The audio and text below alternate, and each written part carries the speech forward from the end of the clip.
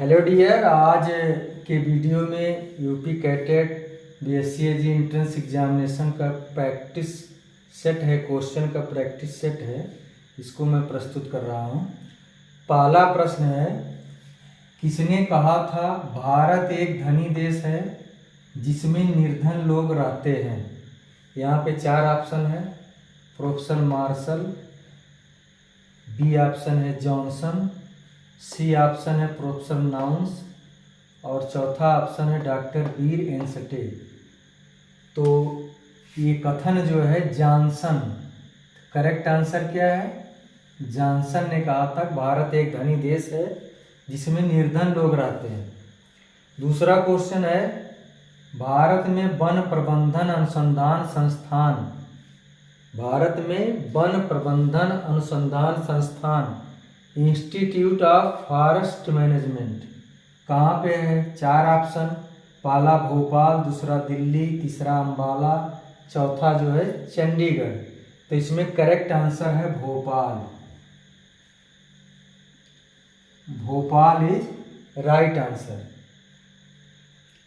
इसके बाद तीसरा क्वेश्चन है, अधिकतम लाभ प्राप्त होता है यानी मैक्सिमम प्रॉफिट कब प्राप्त होता है? चार option, MC is less than MP, मतलब marginal cost is lesser than marginal product. कहने का मतलब है कि सीमांत लागत सीमांत उत्पादन से कम है। दूसरा option, MC is more than MP, marginal cost is more than MP, सीमांत लागत सीमांत उत्पादन से अधिक है। तीसरा, MP is less then MC, मतलब सीमांत आय या उत्पादन सीमांत लागत से कम है। और चौथा ऑप्शन डी है, marginal cost is equal to marginal products, MC is equal to MP, सीमांत लागत बराबर सीमांत उपज। तो ये चौथा ऑप्शन ये करेक्ट आंसर है, यानी जहाँ पर MC is equal to MP that means maximum stage of production, वहाँ पे उत्पादन या लाभ को मैक्सिमम लाभ जो है इसको प्राप्त किया जा सकता है इस स्टेज पर। चौथा क्वेश्चन है, ऑपरेशन फ्लड का संबंध है। ऑपरेशन फ्लड किससे रिलेटेड है? चार ऑप्शन, पहला बाढ़, दूसरा दुग्ध, तीसरा वन सुरक्षा, चौथा है उपर्युक्त सभी, मतलब ऑल ऑफ एबव।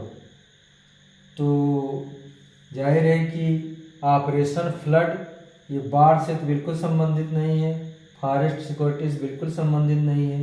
इसका मतलब ऑपरेशन फ्लड मिल्क प्रोडक्शन दूध उत्पादन से संबंधित है।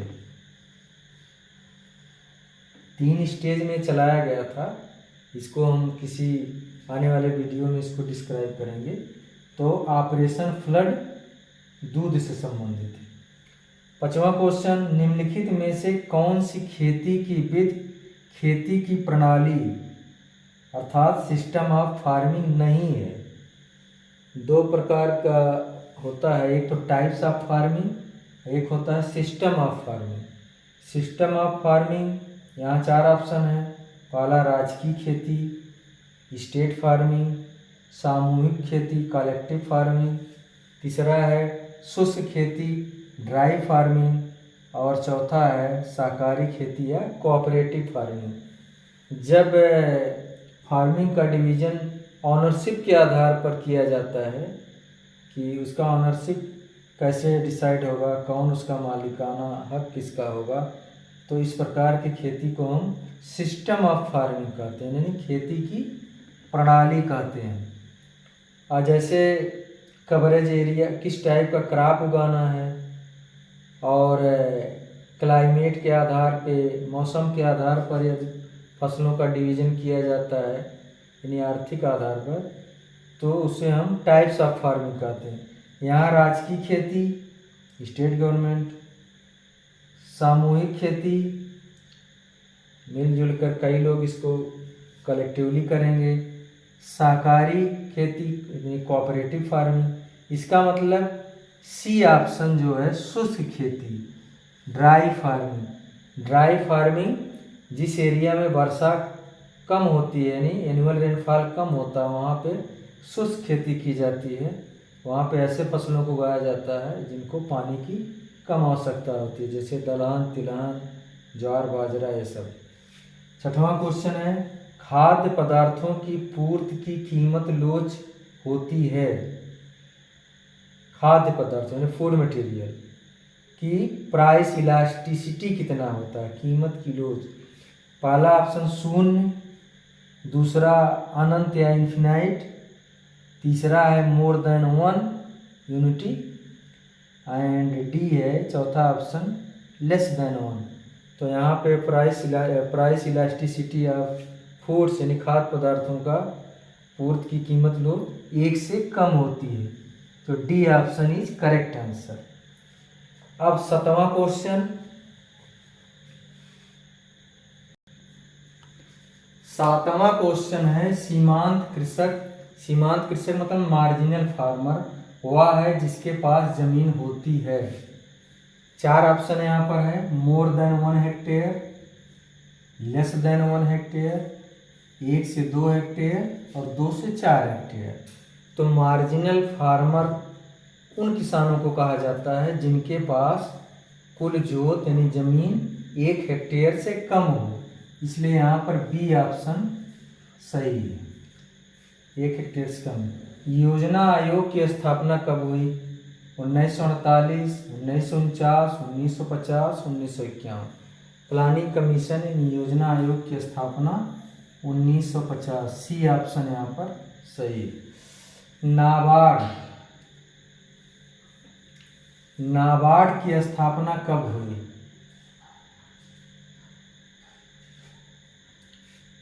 10 जनवरी 1950, दूसरा ऑप्शन है 12 जुलाई 1982, तीसरा है 12 जुलाई 1975 और चौथा है 10 जुलाई 1952। नाबार्ड की स्थापना, नाबार्ड बैंक है national bank for agriculture and rural development, इसका फुल फॉर्म है national bank for agriculture and rural development. इसकी स्थापना 12 जुलाई 1982 को हुई, इसलिए बी ऑप्शन यहाँ पर सही है, 12 जुलाई 1982 इज राइट आंसर। कुल उत्पादन सबसे अधिक होगा, टीपी इज मैक्सिमम, टीपी मतलब total production is maximum when, जब एमपी बराबर 0, MP is less then 0 but more than -1। तीसरा option MP is more than 0 but less than 1 और डी है एमपी इज मोर देन 1। तो लॉ ऑफ डिमिनिशिंग रिटर्न है एक agriculture economics में, सीमांत उपयोगिता जो लॉ ऑफ डिमिनिशिंग उत्पादन के ह्रास कानून है, लॉ ऑफ डिमिनिशिंग रिटर्न नियम में ये है कि जब कुल उत्पादन मैक्सिमम पर होता है तो वहाँ पर सीमांत उत्पादन 0 होगा। तो यहाँ पहला ऑप्शन सही है, एमपी बराबर 0, when TP is maximum then MP will be 0। तो ऑप्शन ये सही है। 11वां क्वेश्चन है, की विलेज स्कीम किस पंचवर्षीय योजना में शुरू हुआ? की विलेज स्कीम ये पशुपालन से संबंधित है, नस्ल सुधार के लिए उस समय ये लागू किया गया। तो पूछ रहा है किस पंचवर्षीय योजना में, प्रथम, द्वितीय, तृतीय, पंचम। तो ये प्रथम पंचवर्षीय योजना में ही इसको लागू किया गया, की विलेज स्कीम। अब 12वां क्वेश्चन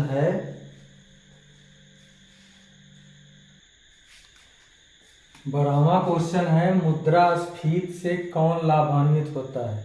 यानी इन्फ्लेशन से, मुद्रास्फीति से कौन किसको लाभ मिलता है? 4 ऑप्शन है, पेंशनर, ऋण लेने वाला, ऋण देने वाला या सभी लोग।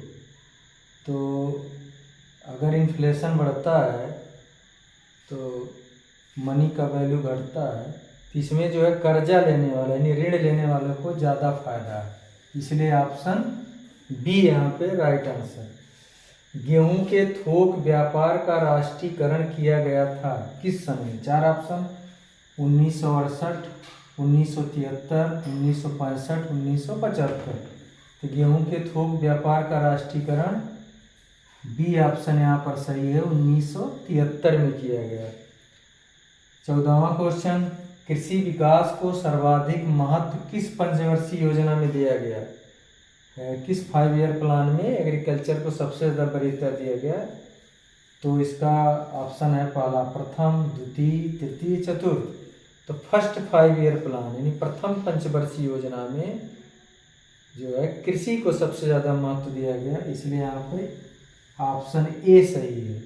जैसे द्वितीय में इंडस्ट्री को दिया गया, फर्स्ट में एग्रीकल्चर को दिया गया। भारत में कोऑपरेटिव मूवमेंट यानी सहकारिता आंदोलन की शुरुआत कब हुई? 4 ऑप्शन 1904 में, 1912 में, 1948 में, 1952 में।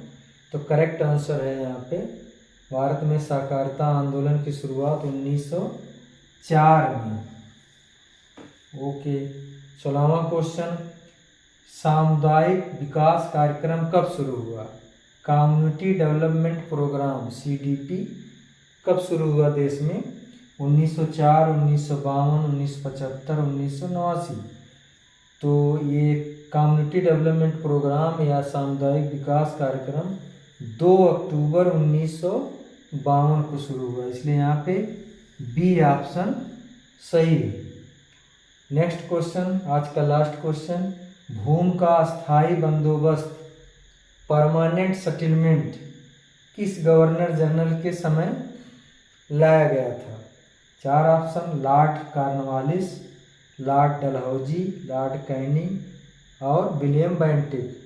4 ऑप्शन है, तो बहुत ही इंपॉर्टेंट क्वेश्चन। परमानेंट सेटलमेंट जो है या स्थायी बंदोबस्त कॉर्नवालिस ने लाया था, इसलिए ए ऑप्शन सही है, लॉर्ड कॉर्नवालिस। तो इस प्रकार से मल्टीपल चॉइस क्वेश्चन का एक आज का प्रैक्टिस सेट जिसमें 17 क्वेश्चन है, ये बहुत ही इम्पॉर्टेंट है यूपी कैडेट PHU या किसी भी BSc एजी एंट्रेंस एग्जामिनेशन के लिए या एग्रीकल्चर से संबंधित किसी भी कंपटीशन के लिए बहुत ही इम्पॉर्टेंट क्वेश्चन है। तो इस वीडियो को आप शुरू से आखिरी तक जरूर देखिए और बेल आइकन को ऑन रखिए, ऑन हमेशा रखिए, ताकि जब भी कोई नया वीडियो मैं डालूं तो आपको तुरंत नोटिफिकेशन मिल जाए। Thank you.